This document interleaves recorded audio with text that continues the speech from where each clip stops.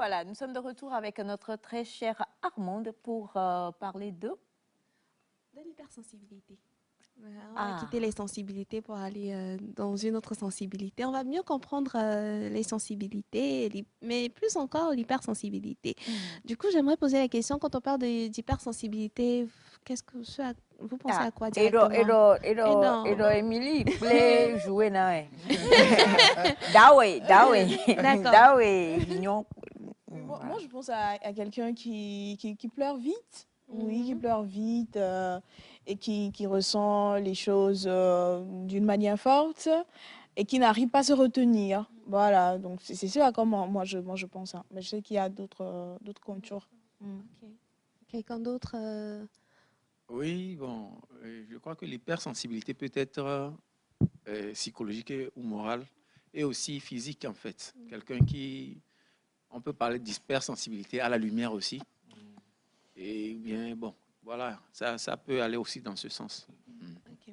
D'accord. Est-ce que vous pensez que de nos jours, c'est quelque chose dont on peut parler surtout en Afrique, d'hypersensibilité ou d'hypersensible? Et même... Aujourd'hui, oui. Mais avant, je pense qu'on mettait ça sous le dos de la faiblesse.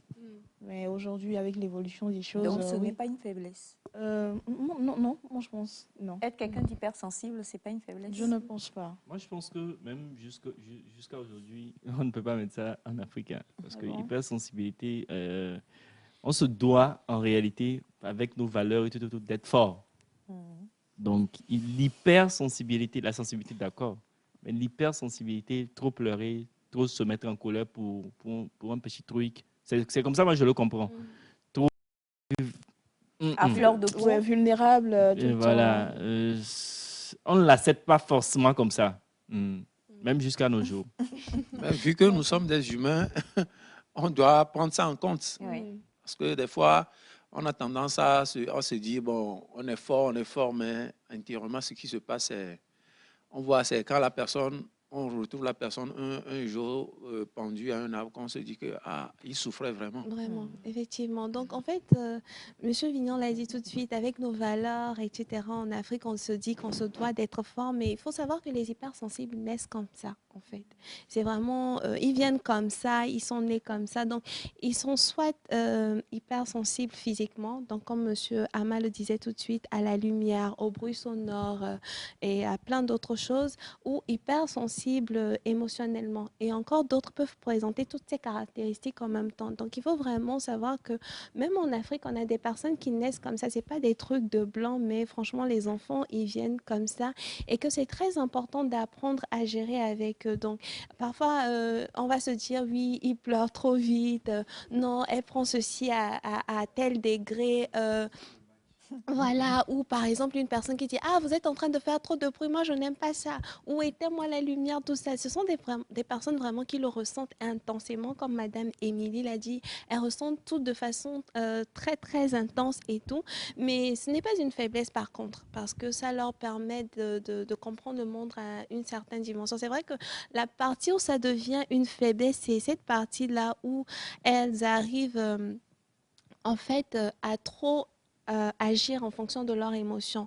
Pourtant, là où ça devient une force, c'est lorsqu'elles arrivent à comprendre leurs émotions, à comprendre l'humain, à être assez empathique pour se dire que voilà, on peut changer le monde de telle façon ou de telle façon. Donc, c'est sur cette partie-là, en fait, que se joue toute chose par rapport aux hypersensibles et je dirais aussi qu'il en va de nous de les aider à pouvoir les comprendre déjà et à pouvoir travailler leur hypersensibilité afin que ça devienne une force. Déjà en les écoutant, en ne minimisant pas leurs émotions parce que c'est très important. En ne minimisant pas leurs émotions parce que c'est très important, en essayant de comprendre aussi leurs émotions et en essayant de leur apporter ce qu'il faut pour pouvoir travailler leurs émotions ou leurs ressentis. Donc, oui, l'hypersensibilité, c'est vraiment quelque chose qui touche beaucoup de monde et d'accord, beaucoup de monde et les Africains également, mais c'est très important de pouvoir en fait, moi, je me pose la question, d'où est venu ce concept de choses de blanc et choses de noir, en fait? Parce que justement, on en parlait, je crois, avant-hier sur le plateau. Hein, je crois, j'ai posé la question. Voilà, quand on regarde un peu au niveau des incendies, voilà, et tout ça, d'où nous vient ça, en fait? Peut-être que c'est inné aussi. Non, moi, je dis, je pense que ce sont des choses qui ont toujours existé, mais qui ne portaient pas un nom, en fait. Voilà, donc quand les noms sont venus, c'est là qu'on s'est rendu compte que, ok, ben, c'est de ça qu'on parle. Je veux aussi parler là de la dépression.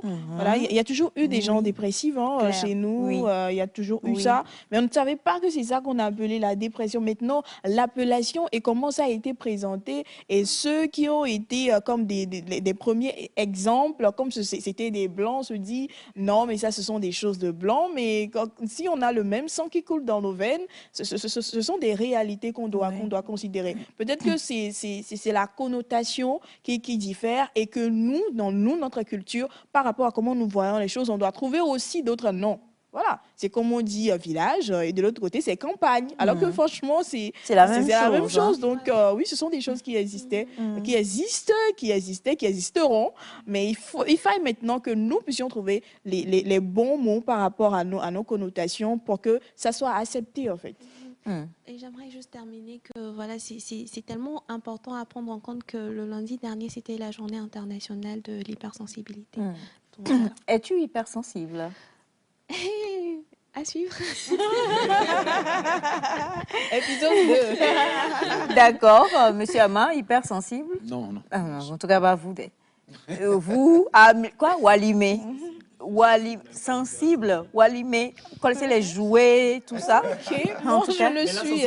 L'hypersensibilité, en réalité, c'est dans les deux sens. Hein. Ouais. C'est-à-dire, ce n'est pas forcément une faiblesse, mais les hypersensibles, par exemple, lorsque tu leur fais un cadeau, ça les touche profondément plus que les... voilà. Donc, c'est dans les deux sens en réalité. Je me souviens de l'anniversaire d'Armand. Moi, je le suis devant un bon plat d'atchéké avec poisson. Moi, devant un joli petit, une petite bouteille d'un parfum très, voilà. Ma sensibilité, elle explose, elle va en flèche. En tout cas, le thème donc de ce matin, parce que le lundi dernier, c'est la journée mondiale de l'hypersensibilité. Ça, moi, je voudrais plutôt qu'on mette un regard sur nos enfants. Comme ça permet de les connaître et de savoir comment les outiller. Et c'est avec beaucoup de sensibilité, mais aussi avec beaucoup de force, qu'on veut donc vous souhaiter une très belle journée, très chers amis téléspectateurs. Merci à vous, chers amis. Merci infiniment, Monsieur Vignon et Madame Émilie. Je vous en revaudrai une. Et puis surtout à vous qui nous suivez, envoyez-nous vos témoignages. Vous êtes déjà fiers d'être beaux, non? Gros bisous à Bachana, comme toujours, et à vous également. Restez sur la chaîne Mère. Bye bye et à demain.